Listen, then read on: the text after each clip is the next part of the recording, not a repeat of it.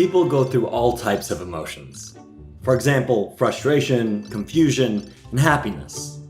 Last week, I went through all three of these emotions. I'm sure you're wondering why. Let me give you a bit of context.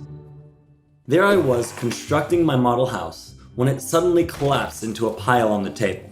Just like dominoes, it fell over and I barely touched it. I was quite frustrated. I tried again only to find that what I'd constructed was an uneven structure that looked nothing like a proper representation of a model house. I was quite confused. I tried a third time and I was successful, and this made me quite happy. Understanding why someone might feel a certain way without context is quite difficult. Context is key.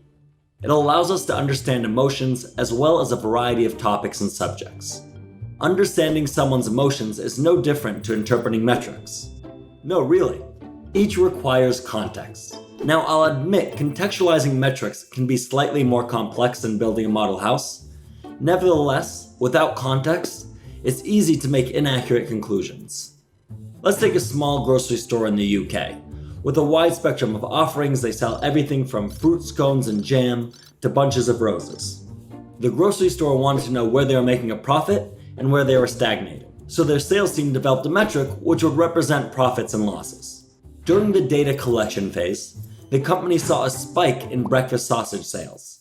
Sausages were flying off the shelves, to the point that almost all the other foods weren't selling. One could say that pigs could in fact fly, or so it appeared.